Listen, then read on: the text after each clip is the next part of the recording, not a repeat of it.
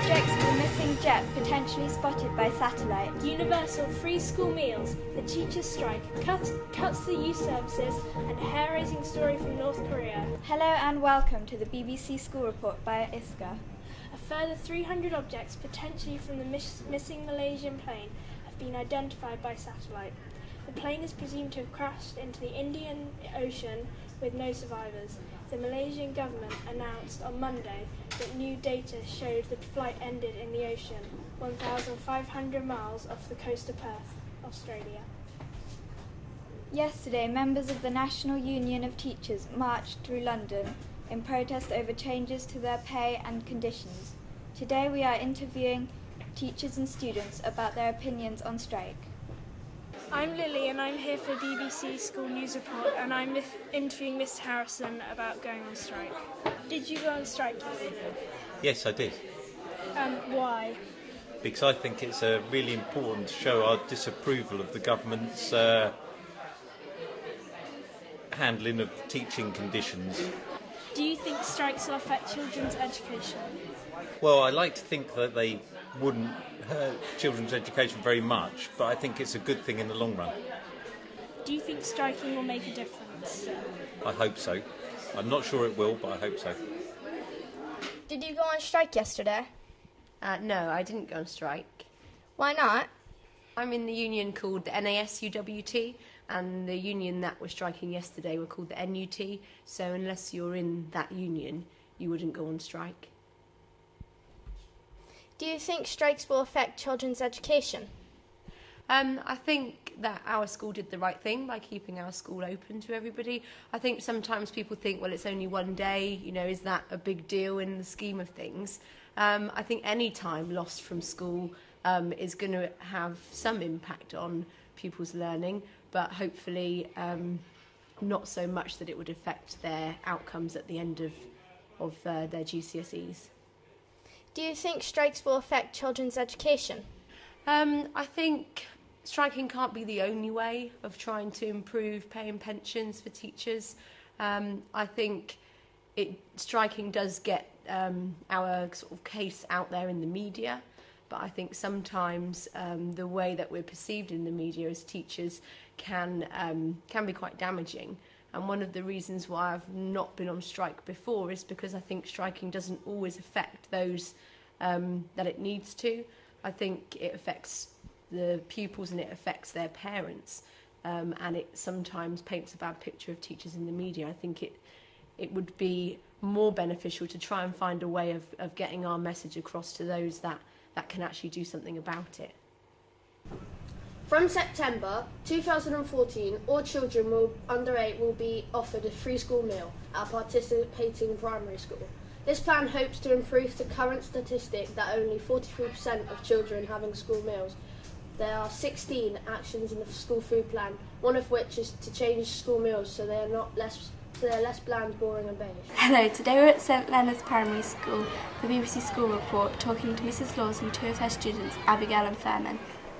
Hello! Only 43% of children currently have school meals. What do you think would encourage more children to have school meals? I think basically the more children who have school dinners, the more will choose to join them. Do you think it's fair that only younger pupils get free school meals? Everybody should. It's fair because if only half of it have it, it's not fair for the big ones. No. Okay. What do you think, Fermin? Do you think it's fair that only the little ones get a free school dinner? Or do you think everyone should get a free school dinner? Everyone should get a free school dinner. Thank you for your time. This is Clara and Alice signing off for BBC News School Report 2014. In the recent cuts announced by the Devon County Council, youth services, homes for the elderly, and children's services will be affected. Youth services, which cost $3.7 million a year and employ 114 staff, could lose 60 jobs, as well as the actual youth centres. The proposals are a response to the critical Ofsted report of the county's children's services. Hello, and today I'm here for BBC School Report, and today I'm going to be interviewing English teacher Miss Freestone about the possibility of the council closing down the youth clubs. Good morning. What do you think about the council closing down the youth clubs? My tutor group, who Year 7, 8 and 9s, were the ones that brought it to my attention. I had heard about it, but they were really worried about the effect of the loss of the youth club on them. They attend regularly, at least once or twice a week, and they're really concerned about the loss of the youth clubs to themselves. What do you think are the benefits of youth clubs? My tutor group have said that it provides them a safe place to go and meet their friends. The youth workers can help them sort out any issues that they have, any problems, they can help them work through it, any money issues, any discussions that they need to have around their own health, sexual health, personal health.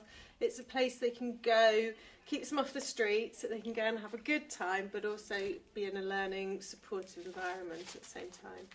So is socialising one of the things that you think will be lost from shutting down the youth clubs? Yeah, definitely a safe place to socialise outside of school, that's not on the streets, not in the houses. It's somewhere they can go and be teenagers without anybody sort of looking over their shoulder. They're in a really good environment. Pool tables, snooker, they often play games, and it's a place they can learn to play as well. What are you doing right now to prevent the youth clubs closing? There's a meeting coming up, I understand, of part of the consultation with Devon County Council that's going to be held at the 100 Club on the 25th of April, I believe. So my tutor group we've developed a petition. We've gone around the school, we've got 190 signatures at the moment. We're hoping to get a lot more and present that at that meeting. Thank you for your time. It's a pleasure. North Korea's state-sanctioned guidelines dictating that men, in particular those studying at universities, are now required to get the same haircut as the leader, Kim Jong-un. The look consists of a shaved back and sides with long hair at the top slicked into a centre parting.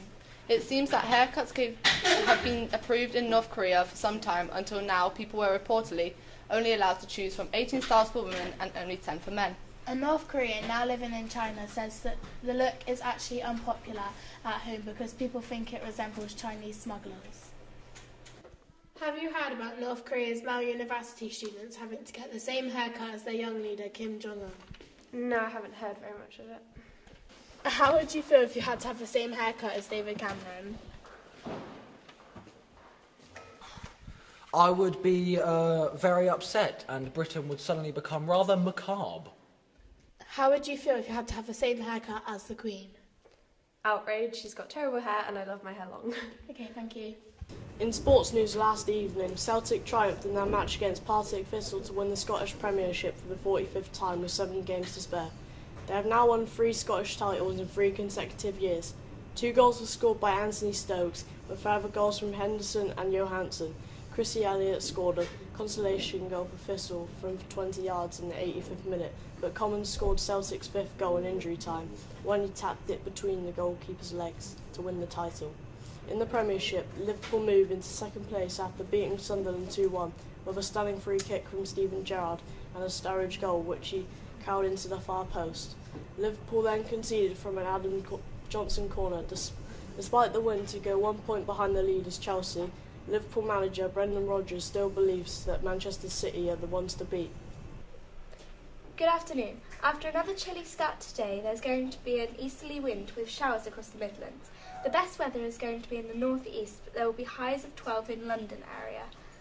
Tomorrow will be similar with heavy rain coming from the southwest, but drying out later in the day. Temperatures will be between 7 and 14 degrees. It will be mainly dry and bright over the weekend, still with chances of heavy showers and easterly winds. Temperatures may reach as high as 19 degrees. And finally, prisoner Jude Medcalf from Newton Abbot was recently released from prison after a judge accepted that his bed and uniform were too small for him. Medcalf is 7 foot 2 inches tall and has been diagnosed with a rare growth disorder, meaning he is still growing. He was given a 6-month curfew and 12 months of community service for multiple offences after being held on remand.